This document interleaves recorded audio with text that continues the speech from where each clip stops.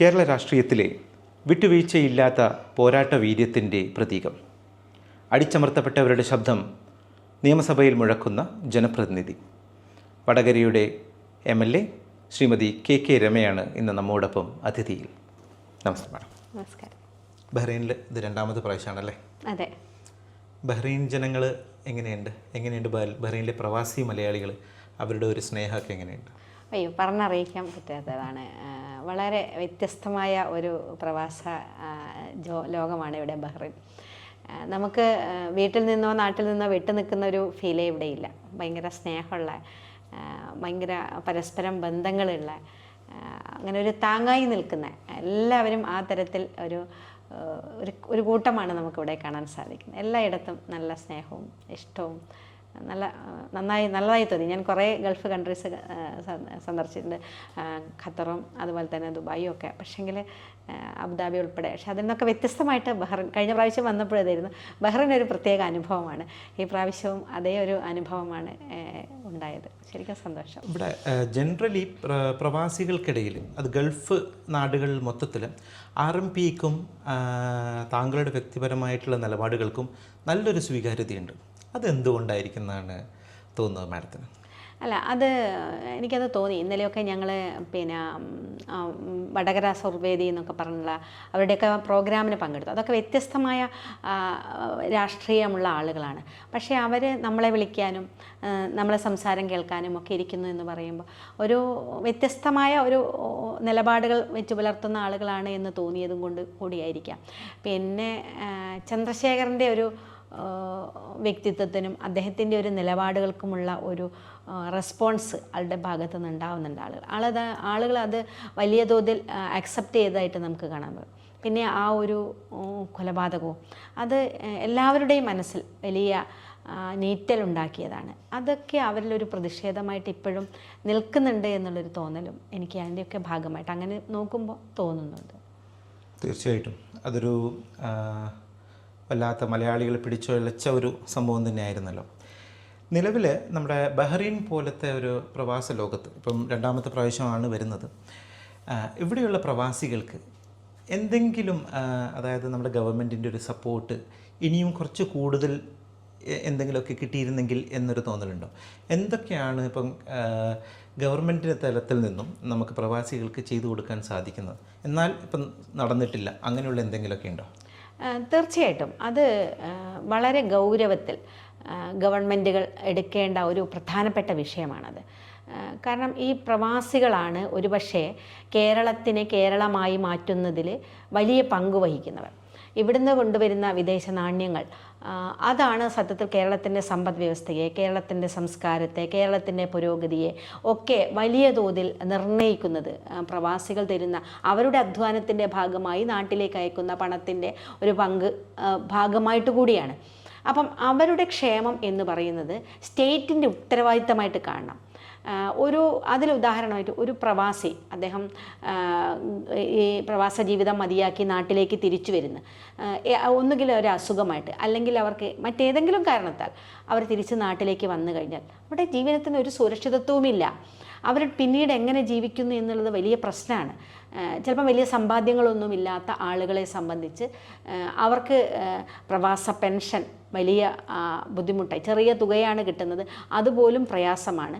മറ്റേതെങ്കിലും തരത്തിൽ സാമ്പത്തിക സഹായ നോർക്കയും പ്രവാസ സെല്ല് ഇതൊക്കെ വെച്ച് കൊടുക്കുന്നുണ്ട്. പക്ഷേ ഒരുപാട് സാങ്കേതികത്വങ്ങളാണ് അതിൻ്റെ ഭാഗമായിട്ട് വരുന്നത്. അപ്പം അവരുടെ ക്ഷേമം ഉറപ്പാക്കാനുള്ള പ്രത്യേക പദ്ധതികൾ ഉണ്ടാക്കേണ്ടത് ഏറ്റവും അനിവാര്യമാണ്. നമ്മൾ ലോക കേരള സഭയൊക്കെ എല്ലാ വർഷവും നടത്തുന്നുണ്ട്. പക്ഷേ അതിൻ്റെ എന്ത് നേട്ടമുണ്ടാവുന്നുണ്ട്? എനിക്ക് അറിയില്ല. അങ്ങനെയുണ്ടോ? പ്രവാസികൾക്ക് എടുത്തു കാണിക്കാൻ പറ്റുന്ന എന്ത് മാറ്റമാണ് ഉണ്ടായിരിക്കുന്നത്? ഇപ്പം തിരിച്ചു വരുന്നവർക്ക് അവർക്കൊരു തൊഴിൽ നൽകാൻ, അല്ലെ ഏതെങ്കിലും ഒരു സംരംഭം പ്രവാസികൾക്ക് വേണ്ടി തുടങ്ങാൻ ആവശ്യമായ കാര്യങ്ങൾ അതൊക്കെ സർക്കാരിൻ്റെ തലത്തിൽ നിന്ന് ചെയ്യേണ്ടതാണ്. അതിനായിരിക്കണം പ്രാധാന്യം കൊടുക്കേണ്ടത്. അപ്പം അവരുടെ ക്ഷേമം, തിരിച്ചു വരുന്ന ആളുകളുടെ ക്ഷേമം ഉറപ്പുവരുത്തുക എന്നുള്ളത് അത് സ്റ്റേറ്റിൻ്റെ ഉത്തരവാദിത്തമായിട്ട് എടുക്കുകയും അതിനുള്ള പ്രോജക്റ്റ് തയ്യാറാക്കുകയും വേണം എന്നുള്ളതാണ്. അത് ഒരു ഏറ്റവും വലിയൊരു പദ്ധതിയായി സർക്കാർ ഏറ്റെടുക്കണം എന്നാണ് പറയാനുള്ളത്. ചേട്ടൻ ഞങ്ങൾ അത്തരം കാര്യങ്ങളൊക്കെ നിയമസഭയിലൊക്കെ ഉന്നയിക്കുന്നുണ്ട്. ഇനിയും ആ വിഷയങ്ങളുമായി ഉന്നയിച്ചു പോകും. ഏത് സർക്കാരായാലും പ്രവാസികളുടെ കാര്യത്തിൽ മുൻഗണന കൊടുക്കണം എന്നത് തന്നെയാണ് അഭിപ്രായം. പ്രവാസികൾക്ക് വേണ്ടി ഉള്ള ഒരു ശബ്ദം അല്ലേ? അതെ, സഭയിൽ. തീർച്ചയായും. സന്തോഷം. പ്രവാസികൾക്ക് വേണ്ടി സംസാരിക്കുന്ന നേതാക്കളാണല്ലോ നമുക്കിവിടെ ആവശ്യം. അതുപോലെ സ്ത്രീ സുരക്ഷ, സ്ത്രീകളുടെ പങ്കാളിത്തം, പ്രത്യേകിച്ച് രാഷ്ട്രീയ പാർട്ടികളിൽ, അതിനെക്കുറിച്ചൊക്കെ മാഡം വല്ലാണ്ട് വാചാലയാവാറുണ്ട്. അതിനെക്കുറിച്ചൊക്കെ സംസാരിക്കുന്ന വ്യക്തിയാണ്.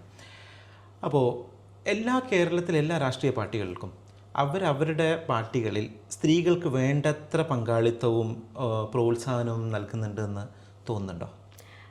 ഇല്ല, അതൊരു വലിയ സബ്ജക്റ്റാണ് സത്യത്തിൽ. സ്ത്രീകളുടെ മുന്നോട്ട് കൊണ്ടുവരാൻ, സ്ത്രീകളെ സമൂഹത്തിൻ്റെ തുല്യ പരിഗണന നൽകി കൊണ്ടുവരാൻ ആവശ്യമായ പ്രവർത്തനങ്ങൾ, അത് സർക്കാർ തലത്തിലായാലും പാർട്ടികളായാലും അത് പറയുന്നുണ്ടെങ്കിൽ പോലും പ്രായോഗിക തലത്തിലേക്ക് നമുക്കത് കാണാൻ സാധിക്കുന്നില്ല. ഇപ്പോൾ തദ്ദേശ സ്ഥാപനങ്ങളിലേക്കുള്ള ത്രിതല പഞ്ചായത്തുകളിലേക്കുള്ള തിരഞ്ഞെടുപ്പ് നടന്നു. അത് അവർക്ക് സംവരണം എന്നൊരു മാനദണ്ഡമുള്ളത് കൊണ്ട് 50% സ്ത്രീകൾ വരുന്നത് വലിയ മാറ്റമാണ് നാട്ടിൽ. അത് മുമ്പുള്ളതിനേക്കാളും നന്നായിട്ട് സ്ത്രീകൾ ഭരണരംഗത്തേക്ക് വരാൻ, കാര്യങ്ങൾ നിയന്ത്രിക്കാൻ വളരെ നന്നായിട്ട് കൊണ്ടുപോകുന്നത് നമുക്ക് കാണാൻ സാധിക്കുന്നുണ്ട്. പക്ഷേ അവിടുന്ന് ഇപ്പുറത്തേക്ക് നിയമസഭാ തിരഞ്ഞെടുപ്പായാലും അല്ലെങ്കിൽ നിയമസഭയിലേക്കായാലും പാർലമെൻറ്റിലേക്കായാലും ഒന്നും അത് കാണാനേ സാധിക്കുന്നില്ല. കാരണം സംവരണമില്ലെങ്കിൽ സ്ത്രീകൾ വരണ്ട എന്നുള്ളതാണ് രാഷ്ട്രീയ പാർട്ടികളുടെ പൊതുവെ എടുക്കുന്ന ഒരു നിലപാട്. അപ്പം സംവരണം അത് നിർബന്ധമായിട്ട് കൊടുക്കേണ്ടതുകൊണ്ട് കൊടുക്കുന്നു എന്നതിലേക്ക് അപ്പുറത്തേക്ക് അവരുടെ കഴിവുകൾക്കനുസരിച്ച്, അവരുടെ ഉയർന്നു വന്ന ഇതിൻ്റെ അനുസരിച്ചുള്ള പ്രാതിനിധ്യം അവർക്ക് കൊടുക്കണം എന്നുള്ളത് പലപ്പോഴും ഉണ്ടാവുന്നില്ല. നമുക്കറിയാം, പുരുഷ കേന്ദ്രീകൃത സമൂഹമാണ്. അത് മാറണമെങ്കിൽ സമയമെടുക്കും. പക്ഷേ അത് മാറണമെങ്കിൽ ബോധപൂർവമായ മാറ്റം കൊണ്ടുവരണം അതിനകത്ത്. അതിന് രാഷ്ട്രീയ പാർട്ടി നേതൃത്വം തീരുമാനിക്കണം. പക്ഷേ പുരുഷന്മാർക്ക് പലപ്പോഴും തങ്ങളുടെ അധികാരം വിട്ടുകൊടുക്കുന്നതിലുള്ള പ്രശ്നം കൊണ്ടാണോ എന്തെന്നറിയില്ല, ആ സ്ഥലത്തേക്ക് ഒരു സ്ത്രീയെ വയ്ക്കാൻ പലപ്പോഴും ബുദ്ധിമുട്ടാണ്. അവർ ചെയ്യുന്നില്ല എന്നുള്ളത് നമുക്ക് കാണാം. അത് എല്ലാ രാഷ്ട്രീയ പാർട്ടികളും, ഇപ്പം ഭരണരംഗത്ത് മാത്രമല്ല, പാർട്ടികളുടെ ഉന്നത സ്ഥാനങ്ങളിലേക്ക് നോക്കൂ. ഇപ്പം ഒരു ജില്ലാ കമ്മിറ്റികളൊക്കെ, ജില്ലാ ലെവൽ നേതൃത്വം ഉൾപ്പെടെ സ്ത്രീകൾക്ക് കൊടുക്കാൻ എത്ര പാർട്ടികൾ തയ്യാറാവുന്നുണ്ട്? വളരെ കുറച്ചേ നമുക്കത് കാണാൻ സാധിക്കുന്നുള്ളൂ. അപ്പോൾ സ്ത്രീകളെ കൊണ്ടുവരാൻ ആവശ്യമായ വളരെ ബോധപൂർവമായ പ്രവർത്തനങ്ങൾ, സംവരണം, ഇപ്പോഴത്തെ കാലഘട്ടത്തിൽ സംവരണമൊന്നും വേണമെന്നില്ല. അല്ലാതെ തന്നെ നല്ല ബോൾഡായ, നല്ല കഴിവുള്ള, ചങ്കൂറ്റമുള്ള സ്ത്രീകളുണ്ട്. അവർക്ക് നന്നായി കാര്യങ്ങൾ മുന്നോട്ട് കൊണ്ടുവരാൻ, മാനേജ് ചെയ്യാനൊക്കെയുള്ള സ്കിൽ അവരുടെ കയ്യിലുണ്ട്. അത് വേണ്ട രൂപത്തിൽ അവർ പ്രയോജനപ്പെടുത്തുക മാത്രമേ വേണ്ടൂ. ആ പ്രയോജനപ്പെടുത്തലെങ്കിലും അനിവാര്യമായിട്ടുണ്ടാകണം.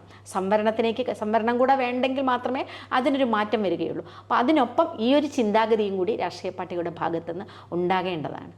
RMPയിൽ ഇതിനു വേണ്ടി എന്തെങ്കിലുമൊക്കെ പ്രത്യേക കാര്യങ്ങൾ ചെയ്യുന്നുണ്ടോ? അല്ല, ഞാൻ RMP ഉൾപ്പെടെയുള്ള രാഷ്ട്രീയ പാർട്ടി, RMPയും പൂർണ്ണമായിട്ടും വ്യത്യസ്തമാണ് എന്നൊരു അഭിപ്രായം എനിക്കില്ല.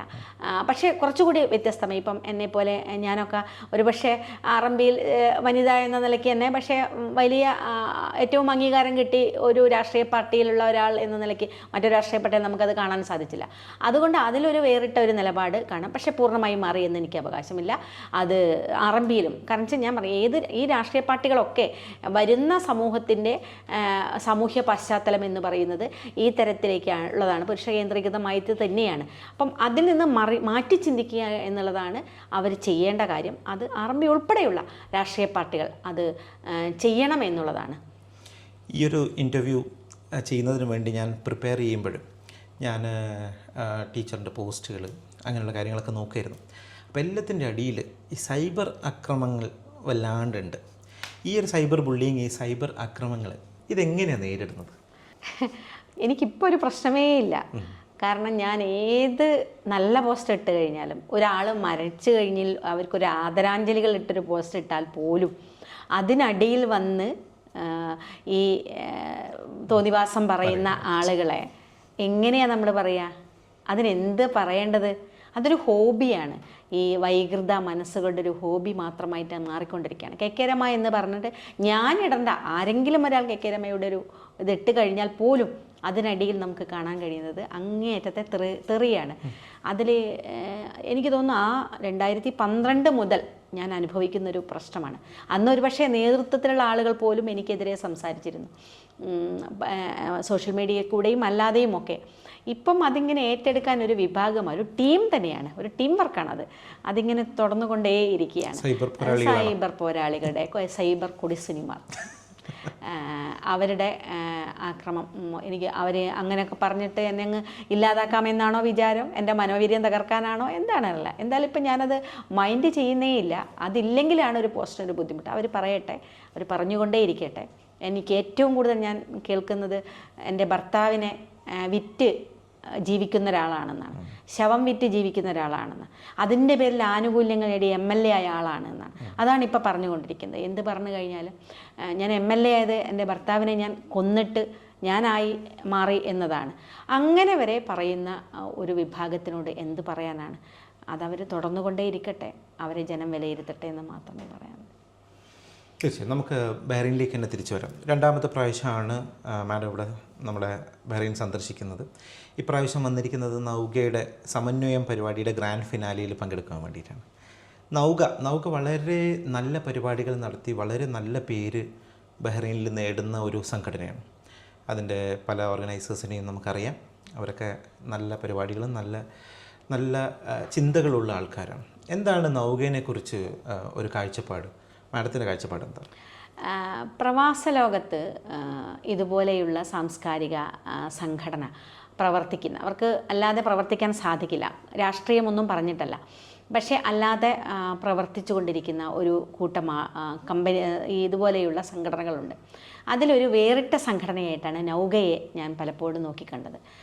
നൗക ഒരുപക്ഷെ വടകരയിലൊക്കെയുള്ള ഒരു കൂട്ടം ചെറുപ്പക്കാർ ചേർന്ന് ഉണ്ടാക്കിയതാണ്. അവർ TP ചന്ദ്രശേഖരൻ്റെ ആശയത്തോട് ചേർന്ന് നിൽക്കുന്ന ആളുകളാണ് അതിനകത്ത് ഭൂരിഭാഗവുമുള്ള ആളുകൾ. ഒരുപക്ഷെ അതിൻ്റെ പ്രതിഷേധം കൂടി ആ ഒരു രൂപീകരണത്തിൽ, അതിവിടെ മാത്രമല്ല, നേരത്തെ പ്രവാസികൾ ഇപ്പോൾ ഖത്തറിൽ കരുണ എന്ന സംഘടനയുണ്ട്, ദുബായിൽ ഗ്രാമമുണ്ട്. ഇതൊക്കെ ഈ ഒരു ഇതുമായി ബന്ധപ്പെട്ട് അതിൻ്റെ കൂടെ നിൽക്കുന്ന, ചേർന്ന് പോകുന്ന, അതിൻ്റെ ഓരം പറ്റി നിൽക്കുന്ന ആളുകൾ ചേർന്ന് രൂപീകരിക്കുന്ന സംഘടനയാണ്. നേരത്തെ ഗ്രാമം ദുബായിലാണ് ആദ്യം ഉണ്ടായത്, അതിനുശേഷം ഖത്തറിൽ കരുണയുണ്ടായി, പിന്നീടാണ് ബഹ്റൈനിൽ നൗക ഉണ്ടാകുന്നത്. അപ്പം ബഹ്റിൽ ഇവിടെ ഒരു വലിയ ആളുകൾ, വടകരയ്ക്കുള്ള ആളുകളുണ്ട്. അപ്പം അവരെല്ലാവരും ചേർന്ന് ഞങ്ങൾക്കും ഇതുപോലെ ഒരു സംഘടന ഉണ്ടാകണമെന്ന് കൂടിയാലോചന നടന്നു. അവിടെ നിന്നാണ് ആ പേര് പോലും, അപ്പോൾ പേര് പോലും വ്യത്യസ്തമായൊരു പേരാണ് നൗക. പക്ഷേ അവർ സാധാരണ വലിയ ആളുകളൊന്നുമല്ലാതെ സാധാരണ തൊഴിലാളികൾ ഉൾപ്പെടെ അതിനകത്ത് അതിൻ്റെ പിന്നിൽ പ്രവർത്തിക്കുന്ന ഭാരവാഹികളാണ് അവർ. പക്ഷേ അത്ര സിൻസിയറായി, അത്ര ആത്മാർത്ഥമായി അവർ ഓരോ പ്രവർത്തനം കൊണ്ടുവരികയാണ്. അവർ സ്വന്തം തൊഴിലെടുത്ത്, കാരണം കുറച്ച് സമയം അവർക്ക് ഇതിനൊക്കെ കിട്ടുന്നുള്ളൂ, പക്ഷേ ആ സമയം ഏറ്റവും ഫലപ്രദമായി ഉപയോഗിച്ചുകൊണ്ട് സംഘടനാ പ്രവർത്തനങ്ങൾ, ഈ സംഘടനയുടെ ഇവിടുത്തെ പ്രവർത്തനങ്ങൾ കൊണ്ടുപോകാൻ വ്യത്യസ്തമായ പരിപാടികൾ, വേറിട്ട പരിപാടികൾ നടത്താനുള്ള പ്രവർത്തനങ്ങൾ. ഞാൻ 2022 ഇവിടെ വന്ന സമയത്തും നൗകയുടെ പരിപാടിക്ക് തന്നെയാണ് വന്നത്. അപ്പം എല്ലാ വർഷവും അവർ വളരെ വ്യത്യസ്തമായ ആനുകാലികമായ വിഷയങ്ങളെ കുറിച്ച് സംവാദങ്ങൾ നടത്താറുണ്ട്, അതുമായി ബന്ധപ്പെട്ട കാര്യങ്ങൾ നടത്താറുണ്ട്. അങ്ങനെ വ്യത്യസ്തമായ ഒരുപാട് കാര്യങ്ങൾ ചെയ്യുന്ന ഒരു ഇതാണ്. എനിക്കൊന്ന് ഇപ്പോൾ സമന്വയം അവരൊരു 3 മാസത്തെ പ്രോഗ്രാമാണ്. അങ്ങനെ കണ്ടിന്യൂസ് 3 മാസത്തെ ഓരോ മാസവും വ്യത്യസ്തമായ പരിപാടികൾ നടത്താനൊക്കെ സാധിക്കുക എന്ന് പറയുന്നത് അത്രയും ക്രിയാത്മകമായി ഇടപെടാൻ സാധിക്കുന്ന, കാരണം അത് വേണം മനുഷ്യനൊരു ജീവിതം, തൊഴിൽ, കുടുംബം എന്നതിലേക്ക് അപ്പുറത്തേക്ക് ഒരു സാമൂഹ്യ ജീവിയായിട്ട് ജീവിക്കുമ്പോൾ താൻ നിൽക്കുന്ന ഇടത്തെ കൂടി അഡ്രസ്സ് ചെയ്യാൻ കഴിയുന്ന ഒരു തരത്തിൽ പ്രവർത്തനങ്ങൾ നടത്തുക എന്നുള്ളതാണ്. അപ്പം അതവർ വളരെ കൃത്യമായി നടത്തുന്നുണ്ട്. അപ്പം ഇപ്പം സമന്വയം, എനിക്ക് തോന്നുന്നു കഴിഞ്ഞ ദിവസം അവർ നടത്തിയൊരു പരിപാടി വളരെ ശ്രദ്ധിക്കപ്പെട്ടു എന്നാണ് ഞാൻ വിചാരിക്കുന്നത്. ഞങ്ങളൊക്കെ അവിടെ ചർച്ച ചെയ്തിരുന്നു.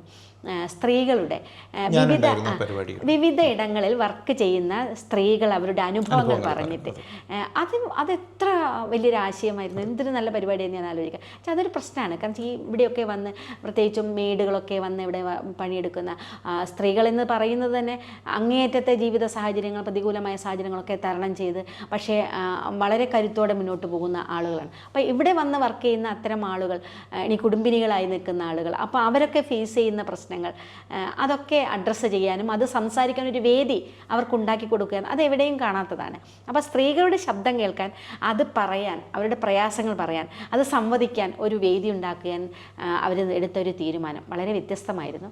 അത് അങ്ങേയറ്റം അപ്രിഷ്യേറ്റ് ചെയ്യേണ്ട ഒരു പ്രവർത്തനം കൂടിയിട്ട്. അങ്ങനെ വേറിട്ട ഒരുപാട് പദ്ധതികൾ. അപ്പോൾ ആ സമന്വയത്തിൻ്റെ ഭാഗമായിട്ടാണ് ഇപ്പം 19-ാം തീയതി അതിൻ്റെ സമാപനം ഒരു വലിയ ഗ്രാൻഡ് ഫിനാലായിട്ട് അവരത് നടത്തുകയാണ്.